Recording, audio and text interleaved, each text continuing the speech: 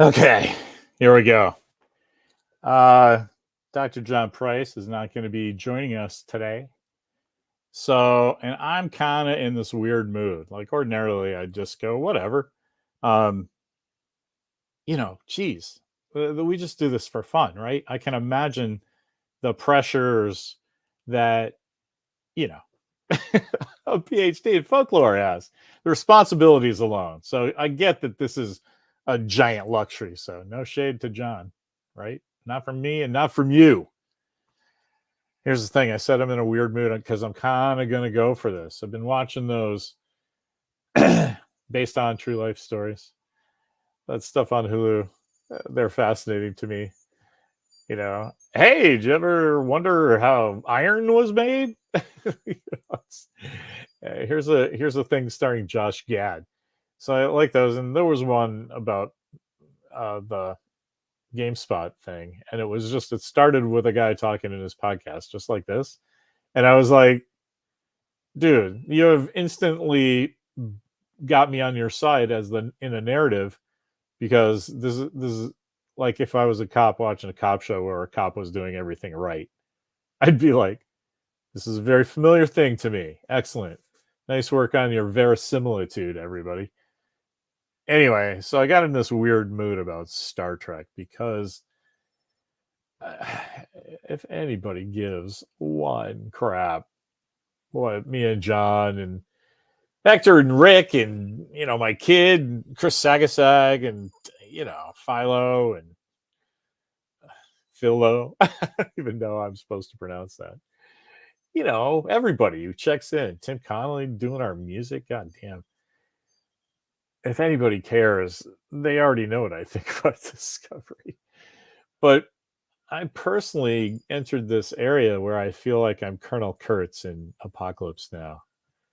That whole Heart of Darkness thing. I've gone up the hill, or down the river, I guess, to not mix my metaphors. Oh my God. Have you guys got Shelley Bond's book, Filth and Ink? Filth and Grime? I forget what it's called. It's amazing. It must be Filth and Ink. Anyway, Shelley Bond, look it up. She's an amazing editor and just all around cool person. And I don't know her at all, but just like her vibe is like, yeah, man, I could talk to you for a while and not get bored. She did a book about production, which is amazing. And anyway, I forget. See, this is what I was saying. It was the mixed metaphor thing. I always think of her because there's a funny bit that she's responsible for in my brain somewhere. I don't know if it was when she was an editor of Vertigo or something from her book, but she was like not a fan of mixed metaphors and telling it in a mixed metaphor way. And I thought that was very skilled. And I don't know. I mixed a metaphor and I was like, oh, Shelley Bond wouldn't / might approve of that. This person I only know by professional reputation as being awesome. Anyway, maybe I can't pull off that Marlon Brando Colonel Kurtz thing because I'm too much of a fanboy, man. I don't know. Anyway, so here's where I am on Discovery. I don't care at all. It is so bland. It is not. There's no reason for me to witness this show go past my eyeballs, much less actively engage with it because it's Star Trek. It's, of course, I'm talking about Star Trek Discovery Season 5, which just once again changes formats. Like nothing that happened in Season 4 matters or is referenced or anything. I guess book is kind of sad, but that's kind of a backstory thing. You could do that in between seasons. Hey, they did some stuff and didn't work out. Ooh, book's sad. Okay. That's that is adding to the whole narrative. Anyway, so I'm watching this and like, dude, I used to watch Star Trek standing up because I was so hyped for what was going on. Like, I have these things. I actually all right. I'm going to go off on this tangent, but put a pin in that because I actually know where we are at, my feelings about present day Discovery. But let me go with this. I have this cool Darmok shirt that, like, we've all as fanboys have lived our lives to the fact that Matt Kozermart, this genius, is just will make anything you want if 30 people sign up. And so we've got him going on the Star Trek stuff, and I got to have Picard's season 4, I think it was, the episode 1 of season 4 of Darmok. He had a cool costume change, and they were like, "Ah, man, this is like TNG's green shirt," and I loved it. And my old college roommate Rob Lavender loves this to this day, because every time I wear this, I'm reminded of this story. That he's like, "Yeah, I remember when because we were watching that together, and you flipped out at that jacket." So he's really happy for me as an old man. I got one, but it's kind of part of my clubhouse thing. Thanks, Scotty. So it's part of my clubhouse thing that, I feel like the boys on the Exeter should not be forgotten just because of some memo that somebody wrote once that had no bearing on any production after. It stands in the way of visual storytelling. You watch Mega Glory, it's like, hey, there's our guy because he wears that shirt. And ooh, the bad guy is actually one of his old guys, but he got traded to Denver or something because he's got a different insignia on his jersey. So obviously he's the bad guy. It's the most basic visual storytelling. It's not even part of modern narrative. That goes back to like the caveman. That's hieroglyphics, which I can't say, but you know what I mean. Pictures telling story. It's so basic, man. Oh, that's the good guy and that's the bad guy. And they want to take that away from us in Star Trek. It doesn't make any sense. So I fly the Exeter thing. And why is that? I'm a self-aware guy. It's probably because this is going to sound stupid coming from an old white guy, but man, nerds are going to be good allies, right? Because they get what it's like to be an outsider. Not at the scale or epic scope of, but they get it, man. And so I just feel like this fictional universe should not be marginalized. So there you go. I have attached the most trivial thing of all time to a fucking life or death thing for a tenth of the planet. There's me in a nutshell. All right. So, well, I'm an errand boy sent by grocery clerks to collect a bill. It's Phil. Maybe you can tell me how we're supposed to pronounce Philo. Is it Philo T. Farnsworth? I don't know.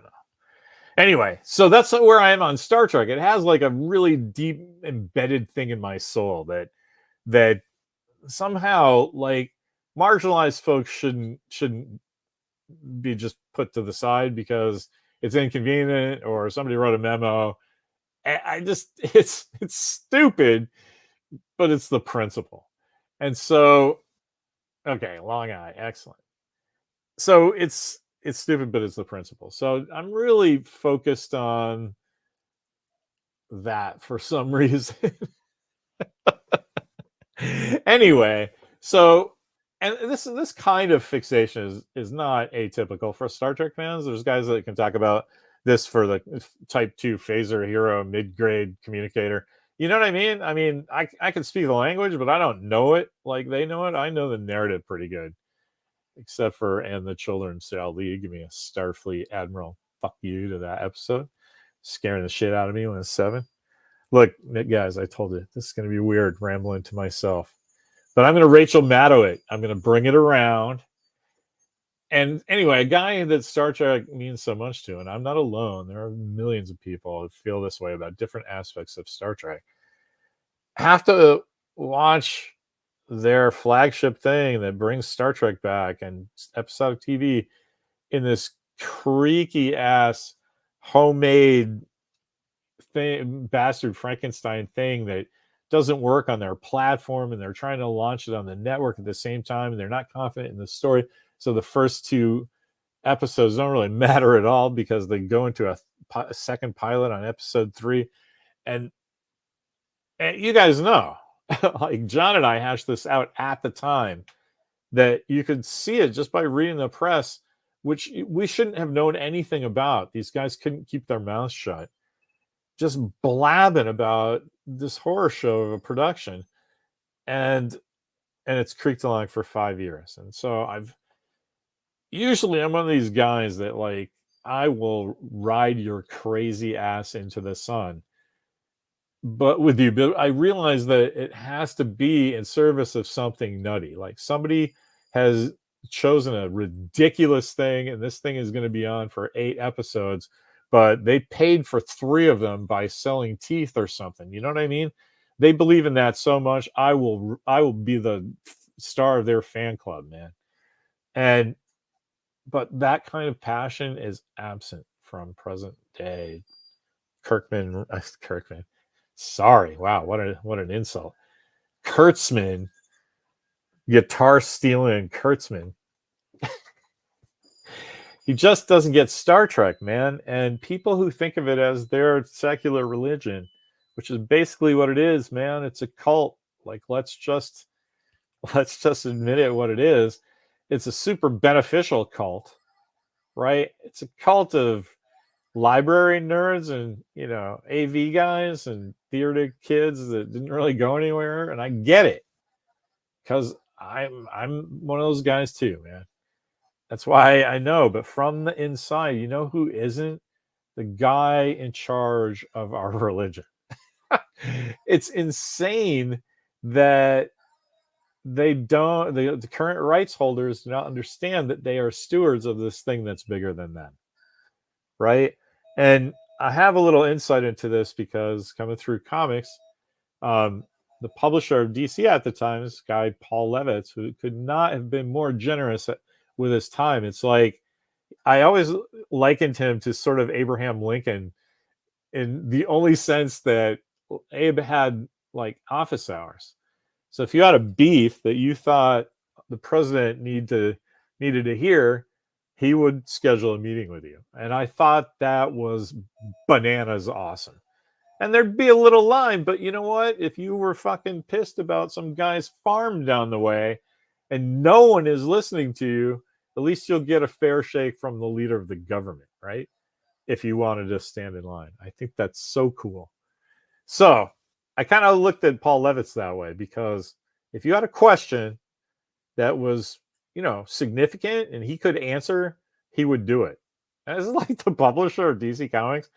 And the reason I bring all that up is this decent guy who looked at things like that realized that he was just the guy that was the current steward of this amazing thing that was historical, man. Like, the first comic book guy is Superman. Okay, it started as a truly American art form. There's a lot there through DC Comics and history. Major Neil Wickelson, you know what I mean, all that stuff. And he just realized that, like, it's incumbent upon him to not, like, scratch the trophy. You know what I mean? That the trophy was not, it was his now, but it was under his care. It wasn't his trophy, right? And at some point, he was going to have to give that trophy to somebody else, and it would reflect poorly on friggin' history if that scratch was there and everybody knew Paul Levitz put it on it, under his watch. You know what I mean? I admire that so much. And anyway, that's part of, those guys get what they're in charge of. And I don't think the Paramount, CBS, whoever's owning that stuff really does, because you have to start from there for literally anything else to work. For you can't force feed hand marketing like they try to do with all those bought Entertainment Weekly things about in that first season, where this is the best thing since sliced bread. Hey, I just saw the first 6 episodes and they're fantastic. Like, that is all 100% bullshit, and reads like that to savvy people in the audience. And seriously, that's what people think, Trump does with his. It's the best thing ever. I don't have a Trump. Don't worry. And Jason Statham is probably not worried about me taking his voiceover roles either. Anyway, so we get to this. These are the guys in charge of Discovery. And you guys know, I wrote a little. I'm writing now. writer. I understand narrative. I get TV. I get movies. I don't get novels, but whatever. Poetry, poetry. I understand it because Max Headroom explained it in Paranoia with Art of Noise. Dude, I challenge anybody to just stare into a camera and not have your head bounce around in a million places, because I'm trying to stick with the Star Trek thing. These guys just are in charge of, they think that they have this cool oil can, and there's a bunch of oil can fans. And if they make oil can figures that are kind of like Legos, why aren't they buying that? And it's like, man, you don't get it. It's not about the oil cans. It's not about the spaceships and the ray guns and the transporters and the sexy green girls, which is all awesome, man. But that's the frosting to the Star Trek cake. I mean, the cake is, we're not going to kill today.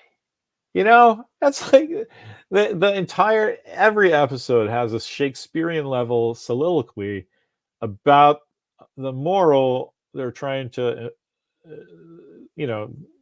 impress upon you, or something that addresses the theme of the show. It's a friggin' soliloquy, Oh, sir, I've been monitoring their communications. It's not the sun up in the sky. It's the Son of God. Every episode has something like that. Enoch is one of us. That one gets the music. All right, man. I don't believe we hit 17 minutes, and I haven't got to my feelings now, my current feelings about Discovery. So I just did actually what Discovery does, right? I just padded out 17 minutes to basically get to this. Excuse me. Oh my God. If I was a funnier guy, I would have spit take across there and said that I love Discovery and then clicked off. But, while there's room for jokes and snide asides in my religion, every once in a while I take this shit as serious as a heart attack. And right now, I'm so sad because I don't give a shit about what's going on in Discovery. I watch it, I fold in laundry like it's an episode of Curb Your Enthusiasm. Kind of get what's going on. I don't really have to pay attention. Oh, look, here's the action thing that closes Act 2. They're fighting some eyeball robots. Right on. There's 4 minutes that the real directors and actors didn't have to produce. That's just 100% VFX. And that kind of soulless stuff is leaching into the audience, man. And so in that climate, the press getting everybody excited for April 4th. Here's the beginning of, it must be April 4th, right? The beginning of Discovery. They all opened their mouths again and ruined the whole scene. Even I was like, all right, I'm Charlie Brown with Lucy and the football. Here we go, season 5. Every season they just fucked it up from the beginning. But I'm gonna watch this one or the next one or whatever. I'm gonna give them that chance. And it's just I didn't care. Nothing's happening. No, I was invested in nothing. Oh, here's something that somebody came in from the old days, but they're just back to be a drag. It's so clear. Hey, our relationship's different now. Oh my God. Really? That's the level of 90210 soap opera teen stuff that we're getting, I guess. And man, this is pretty funny.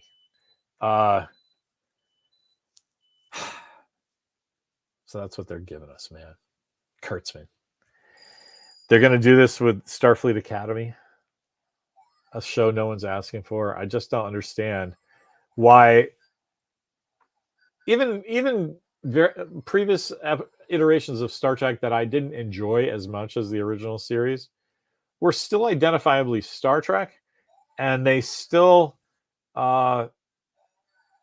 they still entertained in their way, or they were awful in their way. And sometimes they were a third side of the triangle. They were like, this is so bad that it's just actually bad. It's I think it's so bad it's just awful, right? There's episodes like that, but everyone was in there swinging. So that's when they had 26 episodes, 28 episodes of the season, though, right? And so now Kurtzman has his attitude is like, well, we have 10 episodes and everyone is awesome. And the thing is, it isn't. The percentage is still the same, right? That there's 2 brilliant ones, an excellent season, and then a couple crap ones, right? That's a bell curve when you're talking about 26 or 28 episodes a season, and that's like a hiccup when you have 10. You need to have 10. If 10 episodes is all you're doing and you're spending that kind of money, every one of those has to be a gemstone. And they don't have that attitude. They're like, it's, I don't know. They've split. Here's my suggestion, which is so unworkable, but as of right now, I'm on minute 21 of babbling, and I haven't turned into Marlon Brando yet. So let's go. I think that they've split the 2 directors ship. There's a live action director guy that still has to, contend with a volume or whatever they call it over there. And Disney's is called Infinity, which I think is pretty cool because they used to have that game, Disney Infinity game, and now they're doing 3D game generation in real life. So I thought that was pretty cool. Which we know because my kid got me into the Marvel Studios last week. Did you guys hear that? That was cool. I think we talked about that on Dark Court with Mark and Steve. I won't go into it here. But somebody's. You know what's cool about wearable computing is that you can just look down at your watch and see if you have to deal with something or you don't. And sometimes it's like, I'm not going to deal with that. But you really put the thought in, and that's just what happened there. It seemed longer. Anyway, so Kurtzman doesn't get that. The guy, he's such an enigma to me personally because I don't know him. I don't know why I have such strong opinions. And then I realize it's because I read all the press that guy does. I don't see all the on-camera stuff because I'm not watching every YouTube idiot. You know what I mean? That talks about Star Trek, but I think I have an idea where he's coming from. I mean, dude said Star Trek's not aspirational. Like, I don't get how if you have an inkling of what Star Trek is, that sentence comes out of your mouth, much less that comes out of the mouth of the guy they put in charge. The whole thing's a shit show. Anyway, they don't handle press correctly. What did they say when Discovery starts and they're like, "Oh, we canceled Lower Decks, man. That's such a drag. Everybody loves it, but we canceled it. But hey, we renewed Strange New Worlds, the Great White Chris Hunter show that everybody needed to get us back to Star Trek again before we give them a season 4 before season 3's come out." When it's like that was the tone of their marketing, where it's like, how do you not go a triumphant end to the fucking 5 years that's equal to Enterprise, if you have to say it, and equal to Discovery. Everybody gets 5 years now. There's no embarrassment in that. You go the triumphant end, and we're going out and like start a rumor that we're going out because we're doing it live action for 8 episodes to show Disney what's really going on. There's so much that they could do for their marketing because they have folks like us that will eat it up and pass it around, and they don't take care of that. And it's all right there. And I could tell them that I'd have to charge. Anyway, isn't that cool? That'd be a cool superpower to know the answer to everything, but not have any way to implement it. Like somebody absolutely knows the formula for curing all kinds of cancer and just, can't get the word out. Anyway, that's me and John. I'd pull in Rob Lavender. I got some Star Trek friends we could talk to. Rick Austin. Holy crap. He'd be like, he'd be our James Brooks. He would just like tirelessly direct everyone. And then every once in a while, we'd hire Jonathan Frakes. What's Phil say? This is cool. Remember when Nicholas Meyer was supposed to be involved? That got my attention with Taka taking out from Star Trek 6. Yes, I very much remember that. And it horrifies me that any of that happened. Because everything bad they blamed on him. And he's the kind of guy that's like, all right, well, it didn't work out. And doesn't really talk about it. So, John, in fact, I hate talking for him, but if he cared, he would have shown up. Teasing. Oh my God. Well into my dotage, people aren't taking it the right way. Look, everything I say is a joke. Let's go. But yeah, John says that something about Nicholas Meyer. And I think we can all agree on that.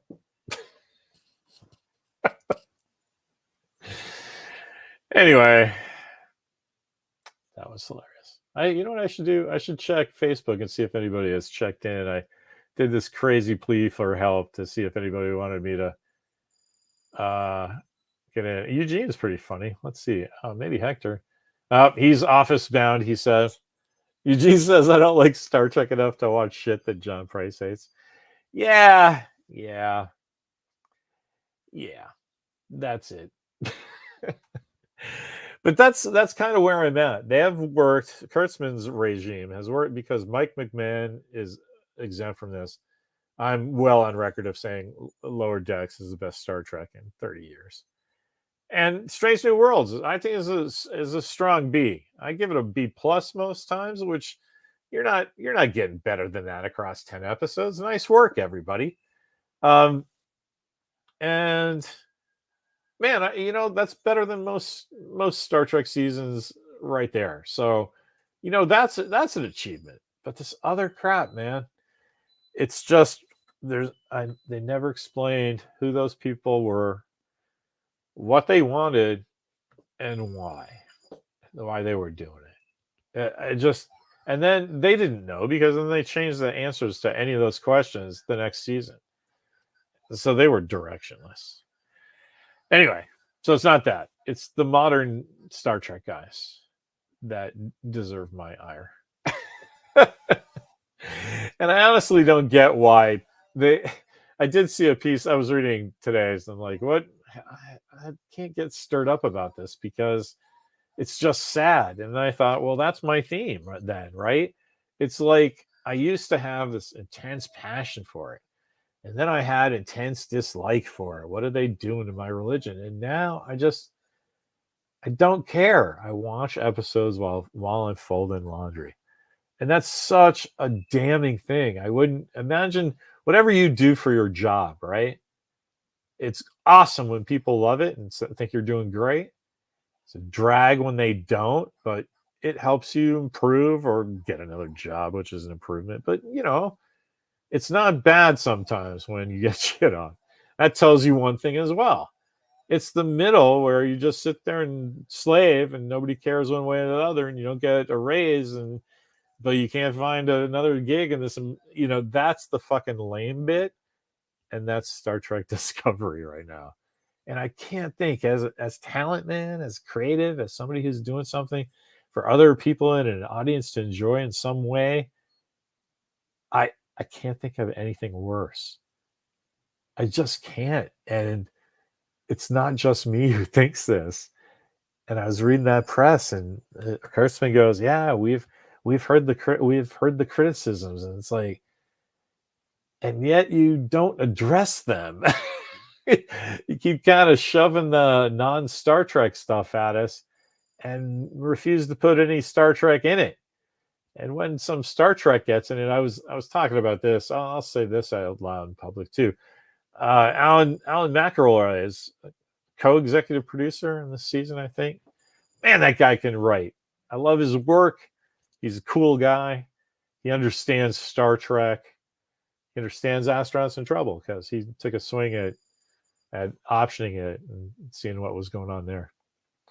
So I follow his career, of course. He's my buddy. And he wrote this episode as well. Not this, the latest episode, the one before, Under the Two Moons, where the bit where disgraced Captain / Commander Rayner gets offered his commission, and he goes from like slobby dog-eared guy to like zip up cool dog-eared big old captain guy ready for Starfleet. And that's 100% a Star Trek moment, and I know that was Alan.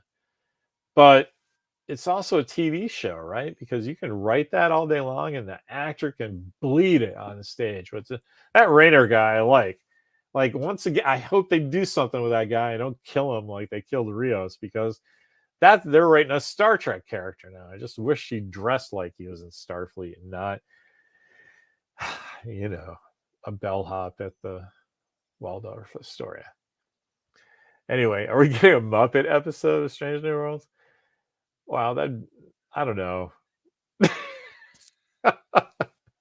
That's a little Community, isn't it? I mean, I don't know. Can they go that far? I would see, they already did a cartoon crossover. I don't know. I bet they either are having or going to have, or possibly have had, covering all the verb tenses.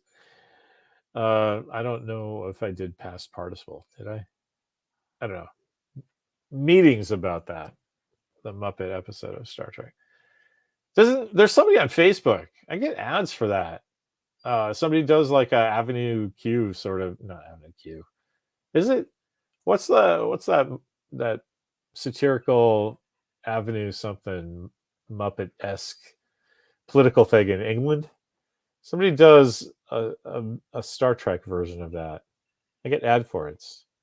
Or maybe it's even the guy himself, because as you know, I'm puppet adjacent. I'm not in the puppet community, but I hear the news. I hear the main stories. Yeah. Spitting at it. Thank God, Chris Sagasay. Chris, are you home? I didn't bother you because I know you're moving, man.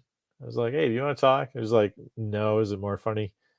Yeah, look at you guys. Oh, I'm in the office. Yeah, it's Avenue Q. I got that one. What was that space one that was on HBO that was like, it had a weird name like that? Hugh Laurie was the captain, and it was supposed to be funny. And I watched the first 3 episodes, and I was like, yeah, I didn't really like Fifth Element, and all the good stuff I did like, you've taken out of it, and so I don't care. At the office, of course. Well, thanks, man. You know what's cool is like, there's like 5 or 6 people. I'm like, hey guys, are you doing anything? And everybody answers back. As opposed to like, good luck, Larry. It's more fun to watch you babble. Avenue 5. Thank you. Anyway. Did I say Hugh Laurie? I thought I said Hugh Laurie, because I've never really watched anything that guy's in, but I know him because he's so respected. So it's like, yeah, I know he's in House. I had 3 years of a great House joke, because driving down Ocean Avenue on the way to John Denman Middle School, we pass a perpendicular street called Howth, Howth. And literally every time somebody was new in my car, which happened a lot, ferrying junior high school students all over the goddamn city, I would pass that and go, that's Mike Tyson's favorite show.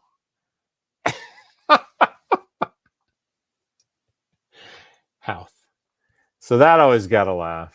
Obviously, I feel like Shay and Colin Jost doing a weekend update during the coronavirus.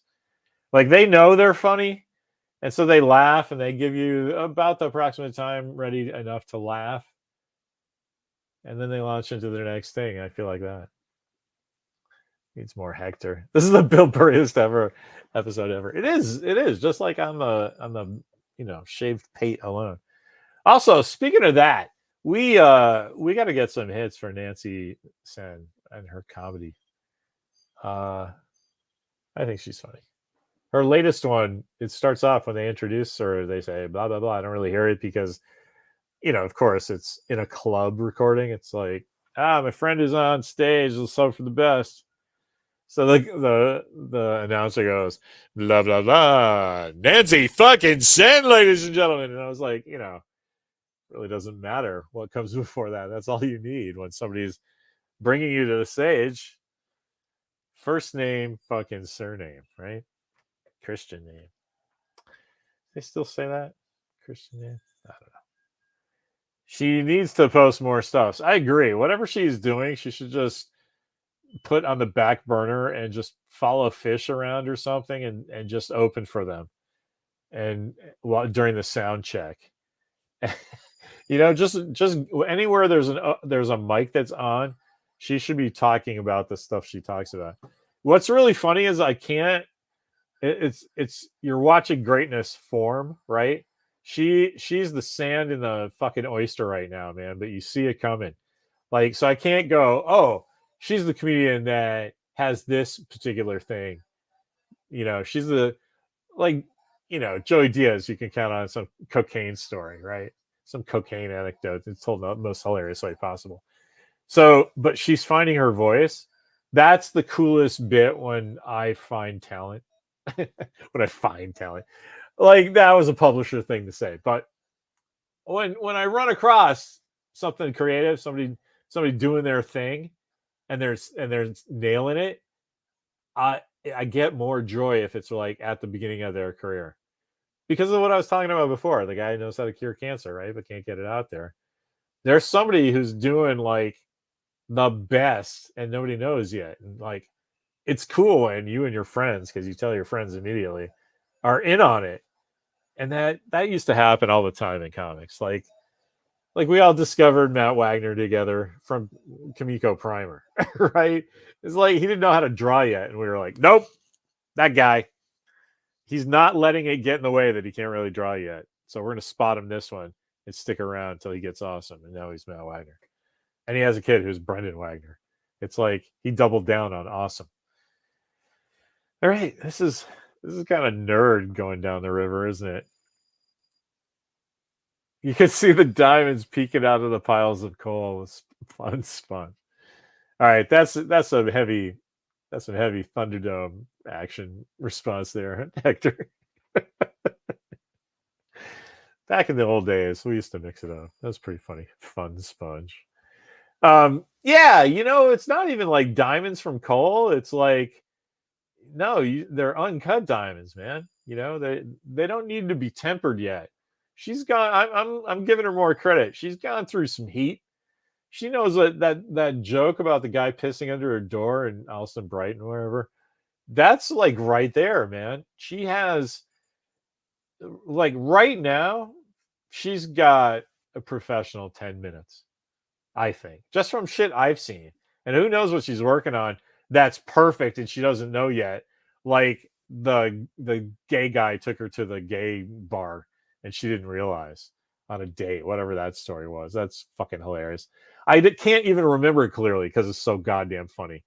And I remember she was saying it at Tony, whatever his name is, the Boston comedy guru. It does, seminars or something, that she went to go hear him speak, and she put that one by him, and then that came out that, like, the guy was gay, and she's like, and Tony's like, wait, what? Like, how are we hearing that now? And so that's what I mean. It's like, it's an uncut diamond. You need somebody to go, dude, clip that bit off. Oh, you forgot this. Put that over there. And sometimes it's not your husband or a good friend. Sometimes it's the audience, right? And you have to keep telling. But right now, the stuff I've seen, she's got 10 minutes of jokes like that. So she gets to be called a professional comedian. And I happen to know for a fact that it says Nancy Sen, Esquire, professional comedian, on the cover of a book that's coming out in a couple of weeks. So I'm not really biased, But I should note that yeah, we're all a subsidiary of Nancy's fucking Set Incorporated. Even Qui-Gon Jinn. LOL. You goddamn right. Speaking of that, taking my kid to school today, we were talking about that Hector thing that I posted on, I don't know, I guess it was the Star Trek forum, bringing it around to Star Trek again, because Hector's a fan of the show. Star Trek and, of course, the John and Larry Adventure Hour. So I told him about that Hector guy, and he always plays Hector, except not in Breaking Bad and Better Call Saul. He's like, what? How do you know? And I was like, well, I kind of didn't know how to answer that question. And he steps on his own thing. He says, have you seen Breaking Bad? I'm like, yeah, man, every episode. It's fucking bleak. And he goes, can I watch it? I'm like, if you want, I should probably watch it with you, but it's not going to be entertaining for you. And he's like, well, name me something that happens early on I'm not going to like. Somebody kills somebody, throws them in a bathtub full of acid, it eats through the floor and drops down into the person. Before I'm done talking, he's like, yeah, okay. All right, maybe later. So I'm just going to pretend that Hector keeps saying that. All right, I don't know, man. I think this is it, a natural end. Almost 45 minutes. That's like streaming Larry, not network Larry, right? Network Larry, they've pad this out with commercials. Anyway, Discovery, I don't give a shit. And that is a goddamn shame. If I ran Star Trek, I would be embarrassed. I hope somebody fucking buys Paramount and just gets the AI to like the algorithm to scrub the entire internet. And somewhere in that mess, my digital voice will break out and somebody will sift it and go, hey, man, this guy who's like just won't let the Exeter go, it might be onto something. He spent a lot of time in regular advertising and marketing and promotions on a really, small scale, but that doesn't mean he's not curing cancer. Just nobody heard. Let's give him the Roddenberry algorithm. That's great. You're good, doing good, Rachel. Jesus, too many brutal things to choose from in Breaking Bad. You got that right, man. Tony, I forgot, man. I should ask you if you were doing anything.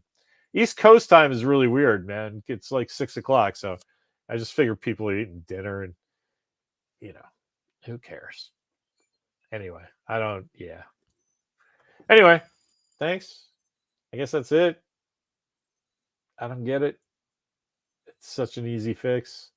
Star Trek's not a theatrical thing. It's a TV show. It's philosophical, right? So do the philosophy on TV and then use a season to do a theatrical film. There's a payoff. Marvel shows you how to do it, man. Just have each season be coordinated, right?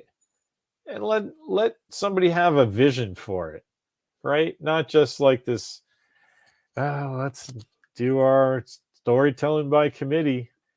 What's the wind say? Oh, it's time for, I don't know. Again, I was trying to think of cool images I've seen. And I just got a flash of Chris Parnell in Fallout with a one eye. That was so cool. I really enjoyed that. But just pick some Star Trek thing that's cool like that. I don't know. It was kind of fun. It was weird. I didn't feel like I was talking to you guys, but more like typing with words. Did you see that Tech Bro meme? The guy was like, "Hey, I got this idea. It's like a chat room, right? But in real life, and you have some people, you meet some people at like a coffee shop or like your house, and just hang out and have conversations and like no microphones. It's like a podcast, but you have food, and it's like, yeah, you just discovered hanging out. Like we've been doing that for a while, and that's how I feel about these guys with Star Trek. It's like there's a thing. We've been doing this for a while. Like new people come in and add their 2 cents, and that's cool, but it's still Star Trek. They're not carving their names and shit. They're not scratching the trophy. And that's my Rachel Maddow moment. See how I pulled that all the way through? Man, I'm going out on that. Thanks, guys. See you on the internet. On the internet.